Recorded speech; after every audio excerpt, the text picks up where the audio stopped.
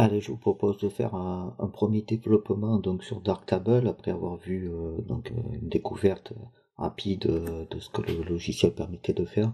On va développer une photo. Cette photo, je l'ai déjà développée sous Lightroom et il y a déjà une vidéo disponible pour le développement. Ça permettra à la limite de comparer un petit peu les deux, ce qui a été fait sur l'une et sur l'autre. J'ai mis quelques modules en favori pour que ça soit plus rapide au niveau du traitement, mais bon après vous pouvez toujours vous servir des différents onglets. Favori, donc j'ai mis quoi? J'ai mis ce qui va concerner le contraste local, donc ça c'est pour on va dire un petit peu la clarté qu'on trouve dans Lightroom. Donc ça va être intéressant de rajouter un petit peu de clarté. Alors la clarté c'est quelque chose de très puissant, donc il faut jamais en mettre trop, hein. Donc une petite augmentation du contraste local, donc la clarté dans Lightroom. Contraste, lumière, saturation, donc la luminosité, elle est pas trop mal, donc juste éclaircir un petit peu. La saturation, pas trop y toucher, hein, ils sont déjà assez saturés.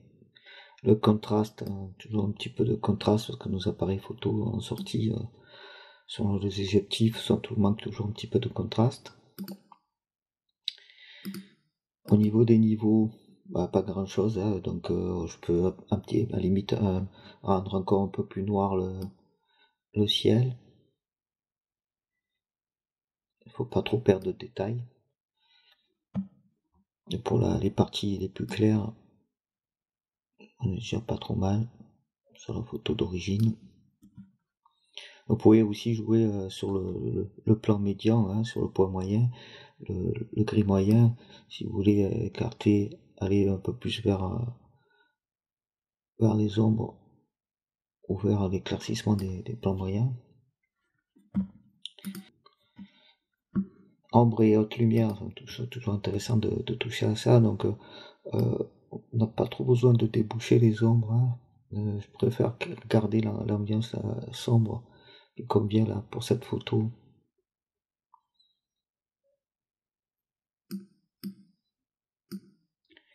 Et haute lumière par contre, c'est pas toujours intéressant d'essayer de récupérer.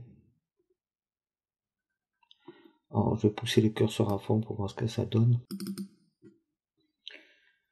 Bon, je laisse comme ça pour les hautes lumières, ça me paraît bon. Donc ici, vous en doutez, la zone qui est la plus blanche, c'est au niveau du soleil. Je pense qu'on doit pouvoir zoomer. Voilà. Donc ici, le soleil, c'est vraiment le point le plus blanc. On va revenir donc à la taille de l'écran. On va laisser comme ça pour l'instant. Recadrer et pivoter. Donc la photo légèrement de travers. Pour le recadrage, est-ce qu'on peut voir?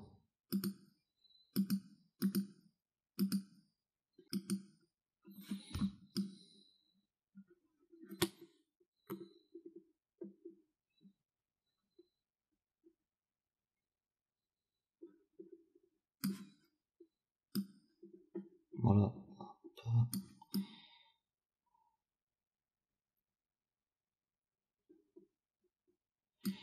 On doit avoir sûrement des grilles quelque part. Voilà, c'est dans le guide grille, règle des tiers par exemple, qui peut nous avantager pour mettre donc soit au niveau de la mer, au niveau de l'horizon, sur la règle des tiers, la ligne basse.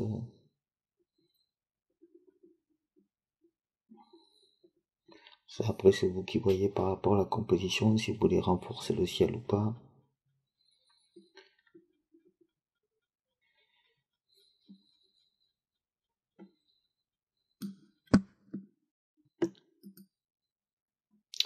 Ensuite, donc l'orientation, donc ça c'est, on a vu, c'est la rotation. La correction de perspective ici, il n'y a pas grand chose à corriger puisque c'était une focale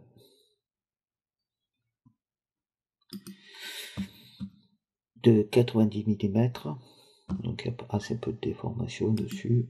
Je connais cet objectif, le 90 mm macro de Sony.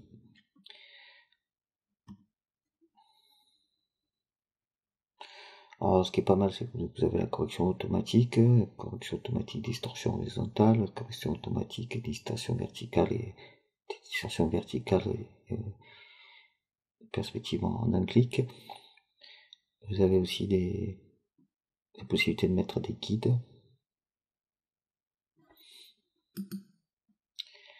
Ensuite, qu'est-ce qu'on a? Correction de l'objectif, ça j'aurais pu le mettre dès le départ. Hein. Donc il a reconnu que c'est un Sony FE 90mm f2.8 macro.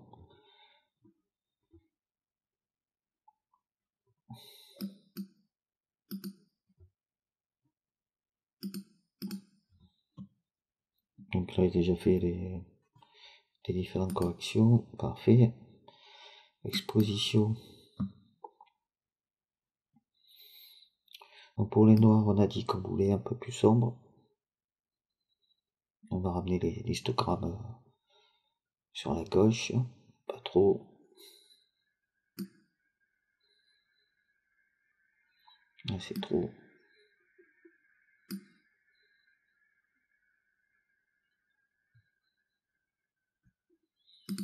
Donc on partait. On va mettre plus.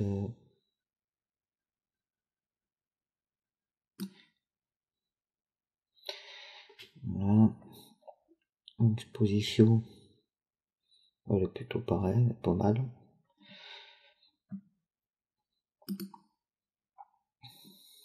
Pour les aberrations chromatiques, donc s'il n'y en a pas, mais n'hésitez pas à l'activer, c'est toujours intéressant.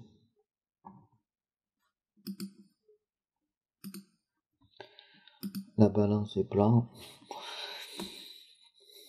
On est peut-être un petit peu bleu. Et encore.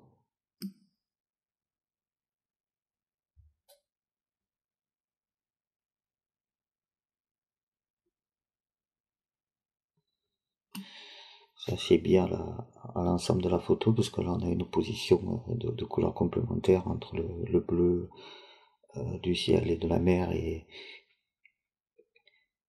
l'orange du soleil.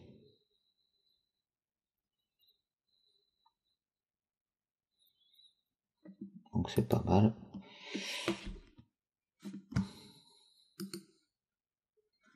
Donc on est parti de ça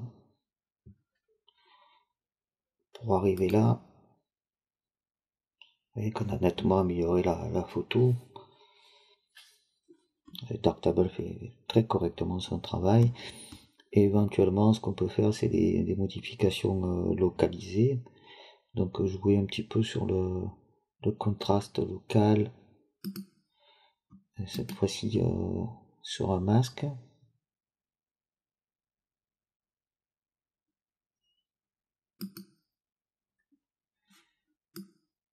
Alors, on va citer, pas citer.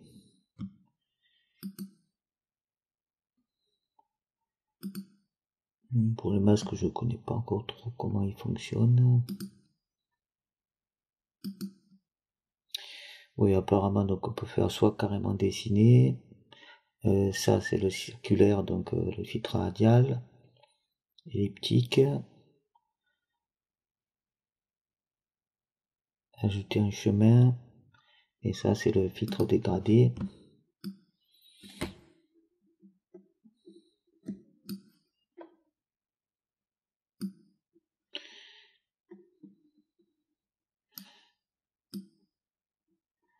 Voilà, donc on va profiter de la nette démarcation là qu'il y a dans le ciel.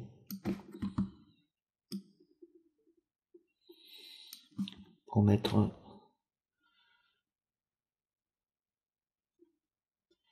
encore plus de détails dans le ciel. On peut également changer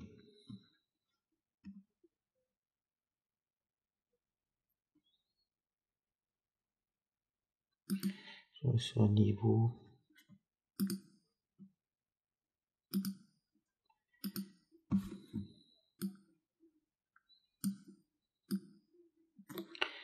ciel.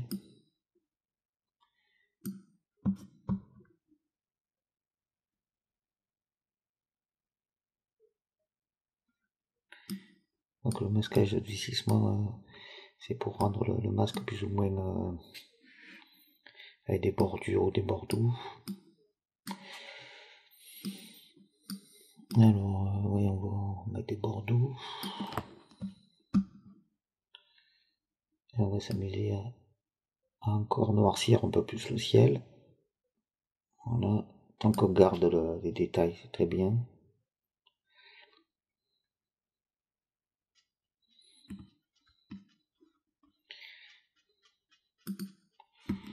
Voilà, ça me semble pas trop mal. J'ai pas joué sur la correction un petit peu des défauts. Je suppose que ça doit exister.